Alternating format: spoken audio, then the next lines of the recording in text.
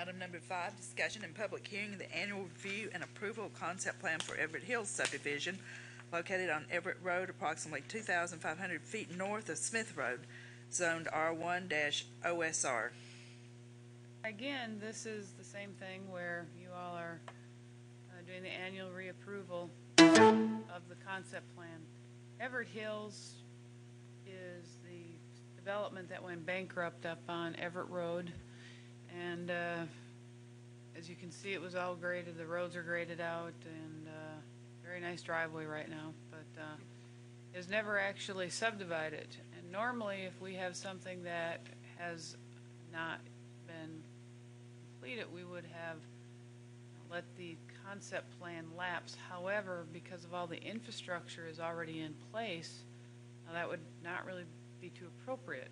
Daniel Burton from Nashville has purchased Everett Hills. I let him know that this was on the agenda also, and he was appreciative that we take care of it and keep it up with regards to that. The subdivision, just as a reminder to you all, part of the approval of this rezoning, because this area was zoned agriculture, was for the improvement to Everett Road to Smith Road. The original developer had requested a cost share. The Board of Mayor and Aldermen had agreed with that. That cost share agreement has long since expired, but that always remains on the table for when the development proceeds. But the improvements to Everett Road is required to Smith Road as part of this development. Staff does recommend reapproval of the Everett Hills concept plan. Questions or comments?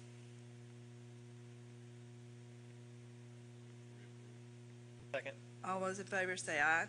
Aye. Opposed? Item number 6, discussion of request to rezone parcel 131, tax map 142, approximately 16 acres located on the north side of Kingston Pike between North Fork, Turkey Creek, and the village veterinarian, from O-1 and floodplain to C-1 and floodplain. H. Craig Allen, applicant, and this is for discussion purposes only. Packet, I included several pictures, or aerial photographs more appropriately. The first aerial photograph is of the site. The site currently is vacant. It's heavily wooded. The area in the creek is hardwood and larger trees. The rest of the site up in this area is a younger mixture of hardwood and evergreen. The Kingston Pike access, a few years ago you all approved a preliminary plat, and part of the preliminary plat actually had a road going up into the site that was going to go, and I can't remember the exact configuration, but that's kind of plan with it. They opted to discontinue that, and that road actually is a shared access easement with the village vet. If you recall, this is a traffic signal here.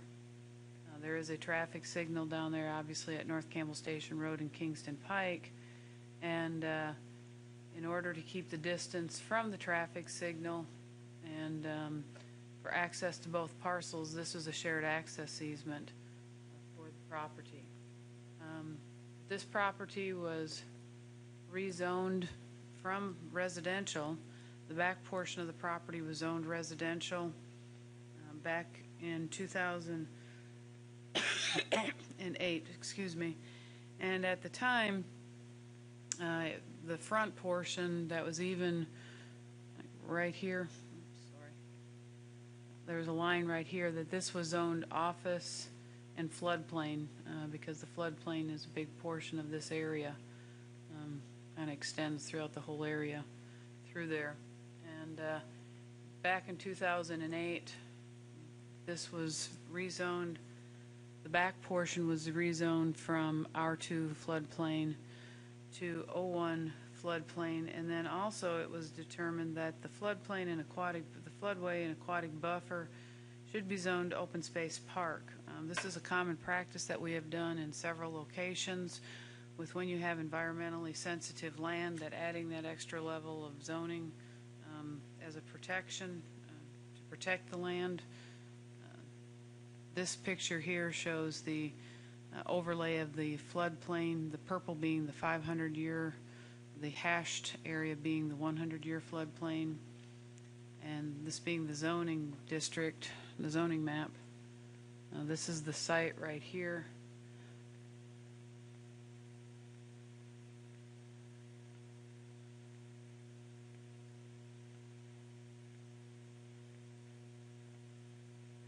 Right, this area right here is zoned OSP floodplain. I also included in your packet a copy of the application, and what is being requested of you this evening is to rezone the office portion of the property to commercial. Close to 2 years ago, the applicant requested the property be, the floodplain be modified and moved, and that request was ultimately withdrawn at the applicant's request. The application before you tonight is just to rezone the property that is zoned O1 to C1. Part of it is in the floodplain, so there would be a floodplain district. There would be a floodplain overlay in that area. The staff does not support the rezoning request because there are several site limitations. The first one being is the property fronting on Kingston Pike is located within the floodplain and the aquatic buffer.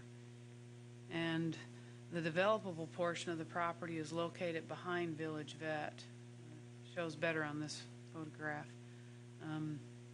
which is approximately 400 feet north of Kingston Pike. The developable area of the property is not visible from Kingston Pike or North Campbell Station Road. It's mostly the area that's outside of the purple and the dark line of the 100-year floodplain. Second reason is a secluded site such as this should not rely on impulse stops.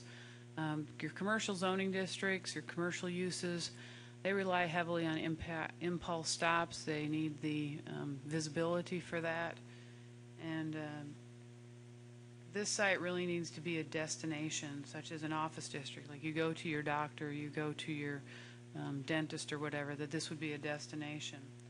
The third reason is the access to Kingston Pike is located approximately halfway between the two traffic signals, the one at Brooklawn and the one at Kingston at Campbell Station Road. The traffic signal at Brooklawn can be reached from this site by traveling through Village Veterinary and Dreamcatcher's parking lots. That's this area.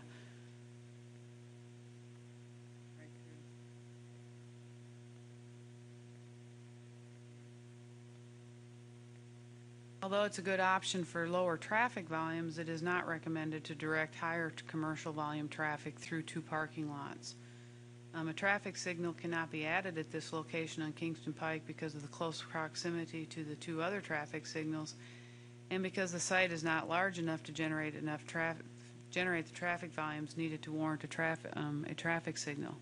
Whether zoned commercial or office, it isn't large enough to generate the kind of traffic that you would need to warrant a traffic signal.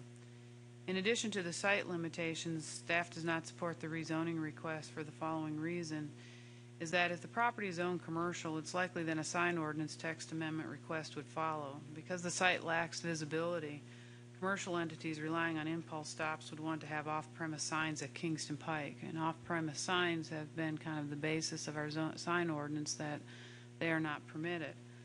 But probably the most important reason from an economic development standpoint is currently there is a fairly high vacancy rate in commercial developments in town, and it's never a good idea to create new commercial land when the existing land is being underutilized.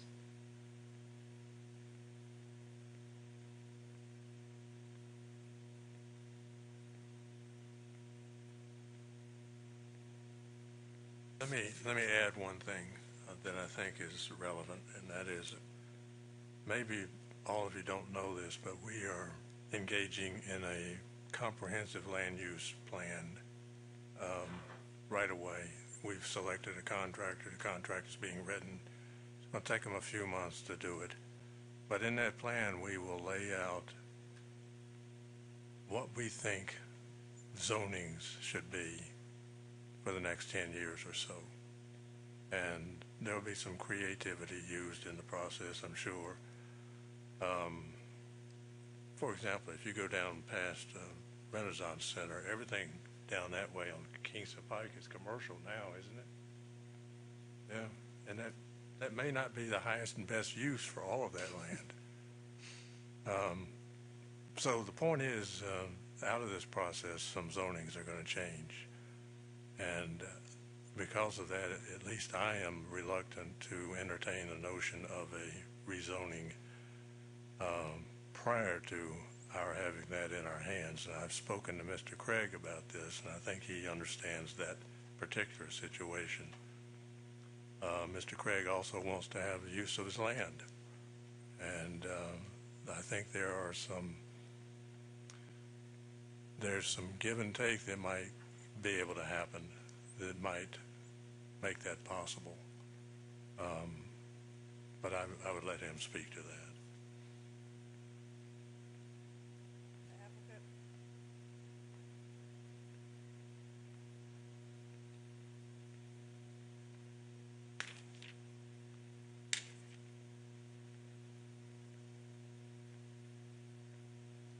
I'm Doris Allen and co-owner of the property at issue, and we are seeking rezoning of the entire tract of property from Let me the current interrupt you. zone. I know your name is Allen. I just screwed up, that's all. Okay. I've been called worse. Go ahead. We've been working on this property for several years already, as you all know, and our primary objective in dealing with the property is to unlock the potential of the property and to make it and reconfigure the tract and make it into something that would be a high-end type use. And as it's currently configured and with the open space that was referred to, that makes it very difficult. Let me address that first because I think that makes more sense, and then talk about the commercial aspect of it. But if you'll put that up, Craig. Ms. Allen, Uh-huh. if I'm not mistaken, this was presented to us maybe, 9 months ago, 10 months ago? Time flies fast. It was May of Oh, 20, my gosh.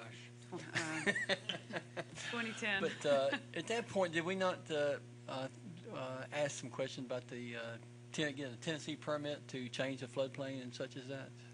There were some questions asked at that meeting, as I understand, Yes, ma'am. that we weren't able to answer because at that time the study had not been completed.